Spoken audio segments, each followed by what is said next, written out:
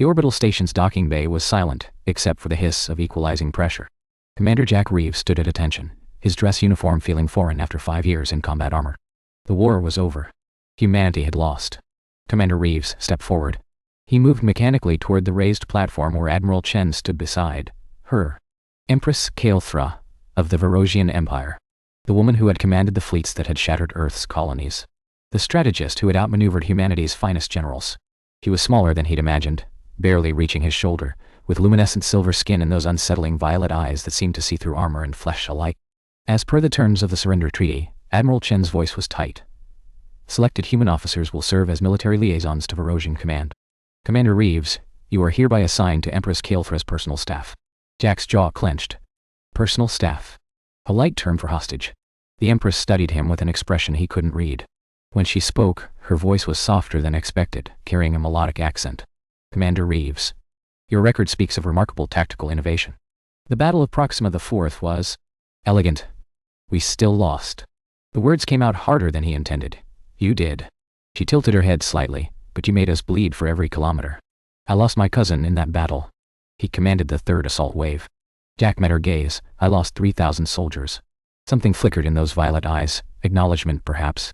Or calculation. You will accompany me to the flagship Sovereign's Grace, she said. Gather your effects, we depart in 1 hour. As she turned to leave, her guards fell into formation around her. Jack noticed how they watched her, not just with discipline, but with something else. Devotion, maybe. Or fear. Admiral Chen waited until they were alone. Jack, I know what you're thinking. But we need eyes inside their command structure.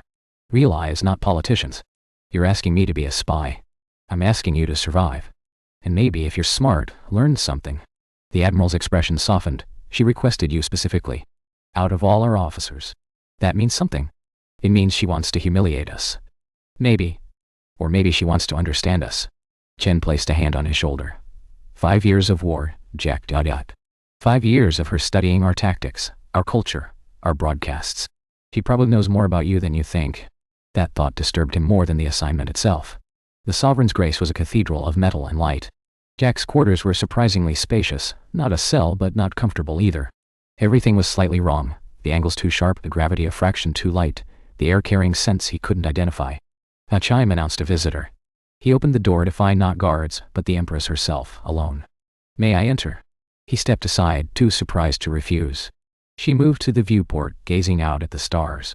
Without her entourage, she seemed younger, almost fragile. I wanted to speak with you privately. Without the performance, the Empress must be strong. Unyielding. Perfect. She glanced at him. But I am not always those things. Especially not now. Why am I here? Jack asked bluntly. The real reason. Kael'thra was silent for a long moment. Because I am tired of being surrounded by those who tell me what I want to hear. Because in 5 years of war, you were the only human commander who fought with honor, even in defeat. Because... She paused. Because I need to understand what we have done. What I have done. You won. Isn't that understanding enough? We won. Her voice carried a weight he hadn't expected, and lost more than you know.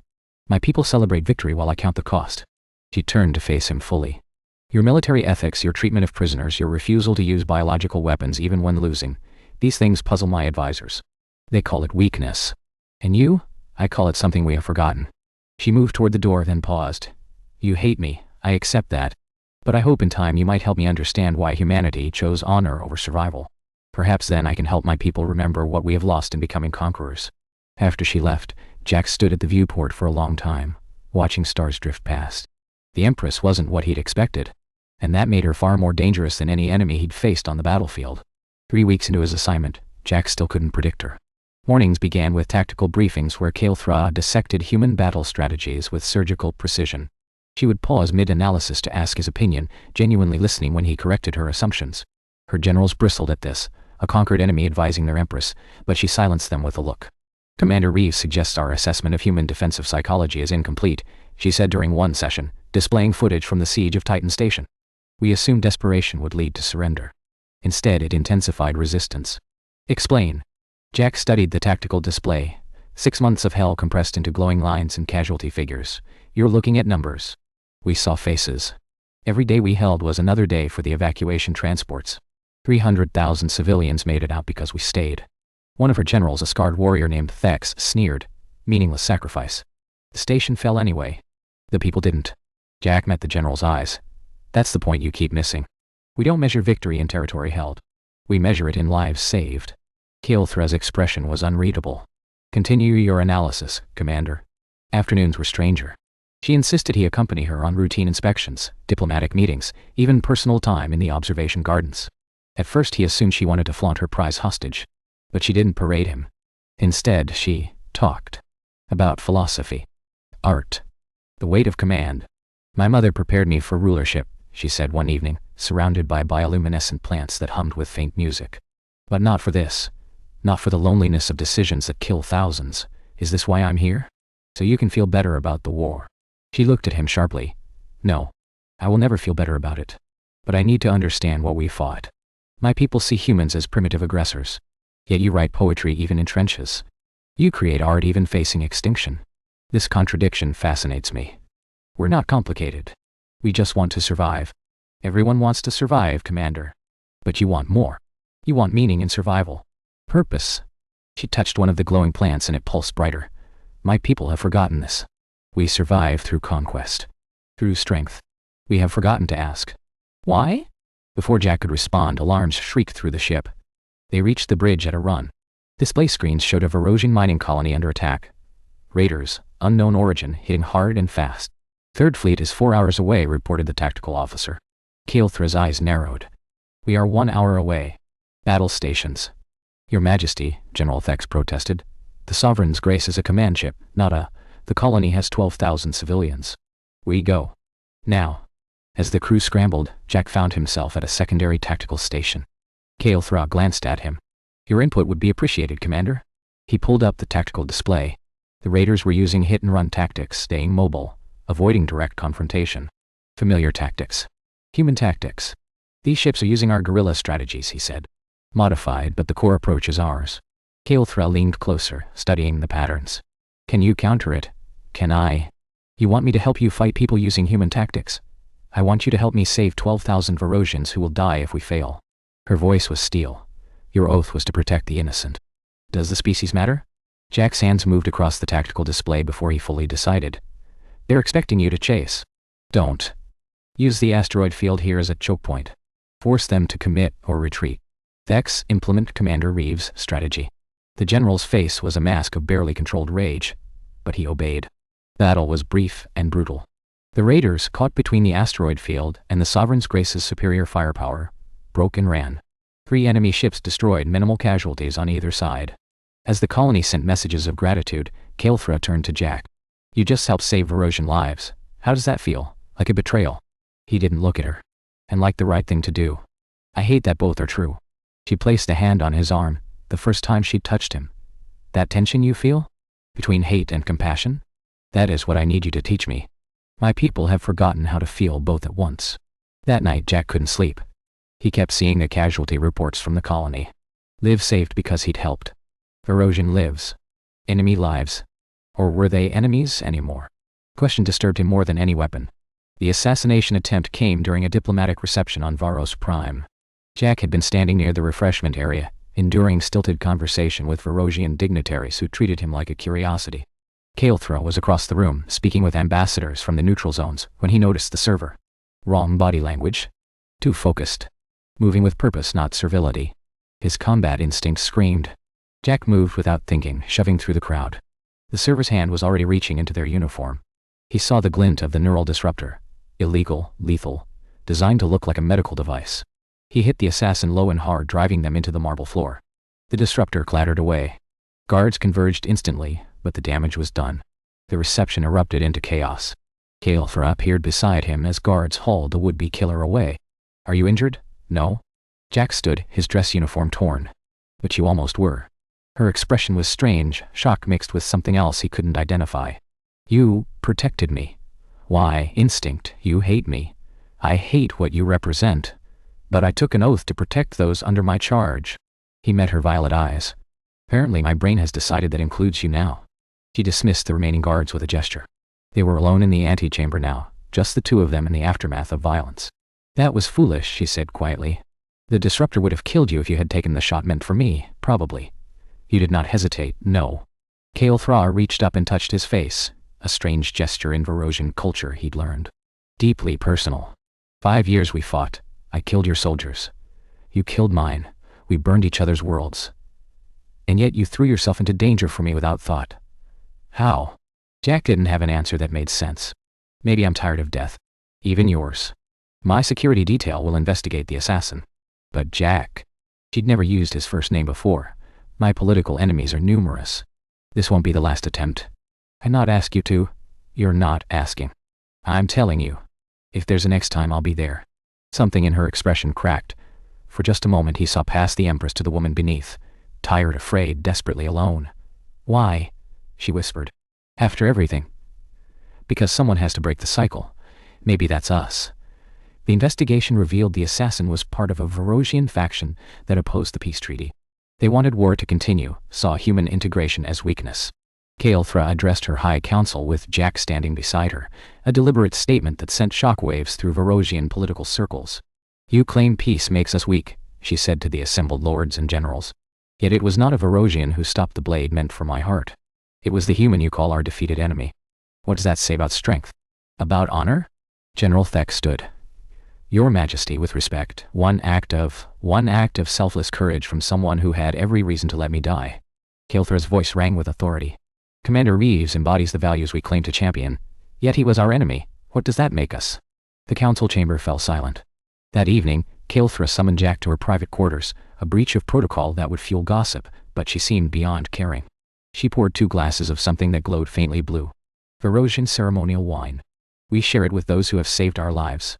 It creates a bond. A debt of honor. I don't want your debt. I know. That is why I offer it. She handed him a glass. In our culture, this ceremony is sacred. It means I trust you with my life. Completely. Jack studied the glowing liquid. If I drink this, what happens? We are bound. Not as empress and prisoner. As equals who have chosen each other. She met his gaze. I'm asking you, Jack Reeves, to be more than my liaison. Be my advisor. My friend. The word does not translate well. Shield companion, perhaps. One who stands beside me not from duty, but from choice. You're asking your enemy to be your protector. I am asking a man of honor to help me become worthy of her throne. Her hand trembled slightly holding the glass. I am alone, Jack. Surrounded by thousands, but alone. I need someone who will tell me truth instead of flattery. Someone who will stop me when I am wrong.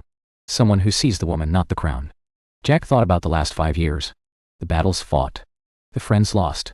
The rage and grief that had sustained him through the war. And he thought about the woman standing before him, not a monster, but someone trying to find a better path. He raised his glass. To breaking cycles. Her smile was radiant and heartbreaking at once. To breaking cycles. Wine tasted of starlight and sorrow. When their glasses touched, something shifted between them. Not romance, it was deeper than that. A recognition. 2 soldiers, 2 leaders, 2 souls tired of war finding unexpected alliance in each other. Tomorrow, we address the integration councils, Kael'thra said. Your people and mine learning to coexist. It will be difficult. Most worthwhile things are. She looked at him with those violet eyes, and he saw genuine hope there. Perhaps there is a future where our peoples don't just coexist but thrive together. Where the war becomes a distant memory. Perhaps, Jack agreed, but we'll have to fight for it. Differently than before, but fight nonetheless. Then it is fortunate I have a shield companion who knows how to fight. She placed her hand over his. A gesture of trust, of friendship, of something unnamed but real. Thank you, Jack. For seeing past the enemy. For seeing me. As he left her quarters that night, Jack realized the war wasn't truly over. It had just transformed into something else. A different kind of battle, one fought with understanding instead of weapons, with bridges instead of walls. And somehow, impossibly, he was ready for it. The rebellion came 6 months later, and it came from within. General Thex had been gathering support among the military hardliners. Varosians who saw the peace as betrayal, human integration as pollution. Jack had suspected, had warned Kael'thra, but even she hadn't anticipated the scope. 30% of the fleet had joined the uprising. They've seized the orbital platforms above Eros Prime, reported the tactical officer, voice shaking. They're demanding your abdication, Your Majesty. They want a return to pure Varosian rule. Jack studied the tactical display. The rebels held the high ground literally. They could bombard the planet if Kael'thra refused. Millions would die. They won't fire, Kael'thra said, but her voice lacked conviction.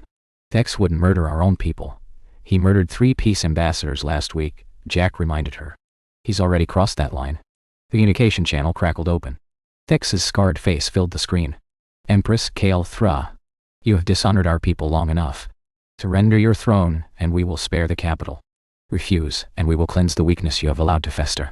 Weakness? Kael'thra stood straighter. You call peace weakness? I call kneeling to humans weakness. I call letting that creature, he gestured at Jack, stand beside our Empress, a perversion of everything we are. Jack felt her hand find his beneath the tactical table. A brief squeeze, fear and determination mixed. General Thex, you are relieved of duty. Surrender your ships and, I have the ship's Empress. I have the firepower. What do you have? Ideals. The human's protection. Thex's laugh was cruel. Send him up here. Let your pet human face Varosian justice. Perhaps then we can discuss terms. Every eye in the command center turned to Jack. Kael'thra's grip on his hand tightened. No, well. It's the only play we have, Jack said quietly. If I go, he'll pull back the threat. It gives you time to rally loyal forces. He'll kill you, probably.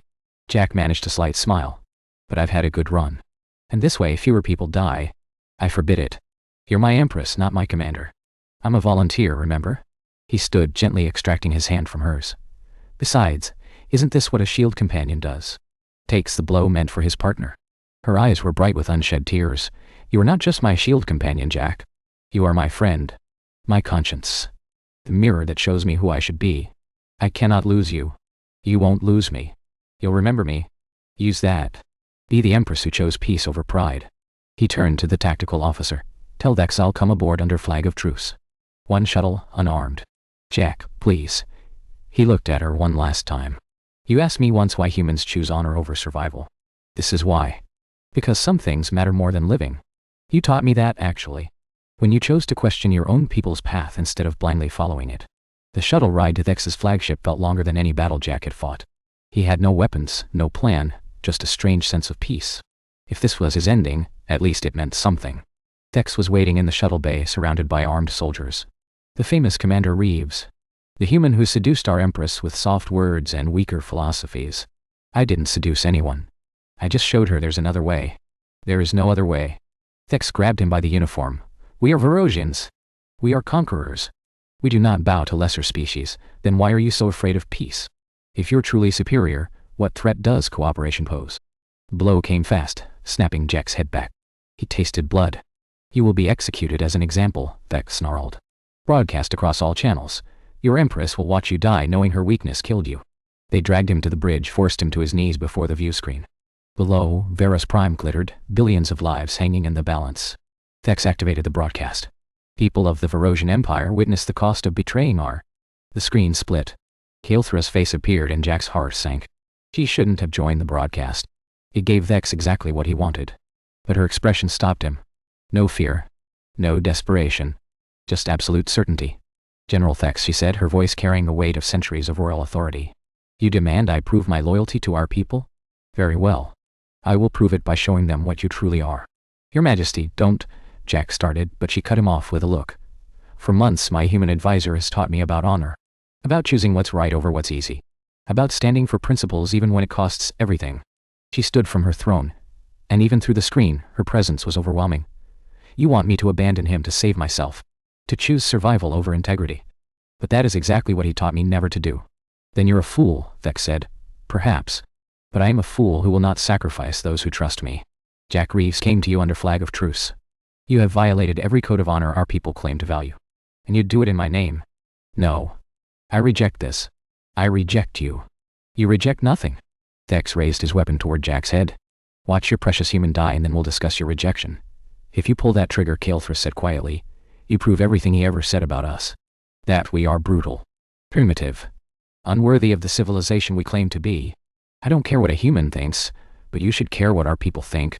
She gestured off screen, and the broadcast split again. Hundreds of Varosian faces appeared. Civilians, soldiers, leaders. All watching. They are watching, General. All of them.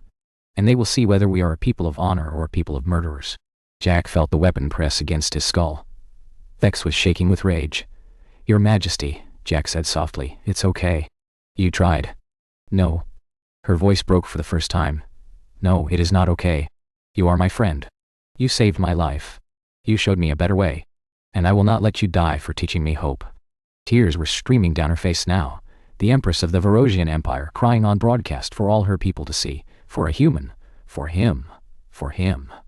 I surrender, she said, not to General Thex, but to the truth Jack Reeves brought me. I surrender my pride. My prejudice. My belief that strength means never showing weakness. I surrender my armor and stand before you as I am, a leader who was wrong. Who learned from her enemy. Who became better because of him. The bridge was absolutely silent.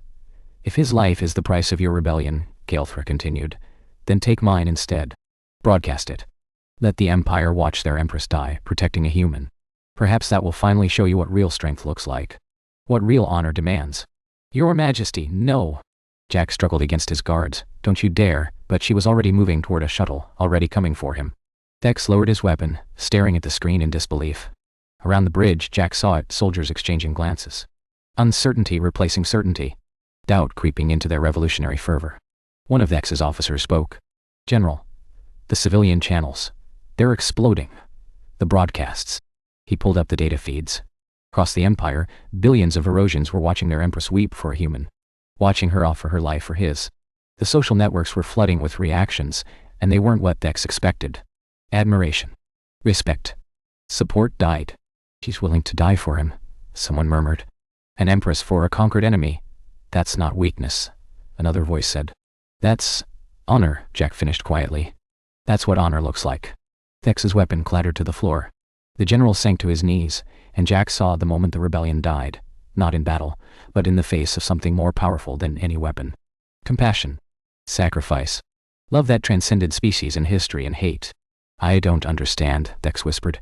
How can you love them? They're humans. They're nothing. They're everything we forgot to be. Kael'thra's voice came through the speakers as her shuttle approached. And he reminded me of it. Not with weapons or conquest, but with simple, stubborn, infuriating honor. The docking bay doors opened. Kael'thra stepped out, surrounded by guards but looking only at Jack. She crossed to him, ignoring Thex entirely, and helped him to his feet. You came, Jack said stupidly. Of course I came. You are my shield companion. Did you think I would let you face this alone? I was trying to save you. And I was trying to save you. It appears we are equally foolish. She touched his face where Thex had struck him. But we are foolish together. And that makes all the difference. Around them, weapons lowered. The rebellion, robbed of its moral foundation, crumbled. Thex's officers moved to arrest their general, but Kael'thra stopped them. No.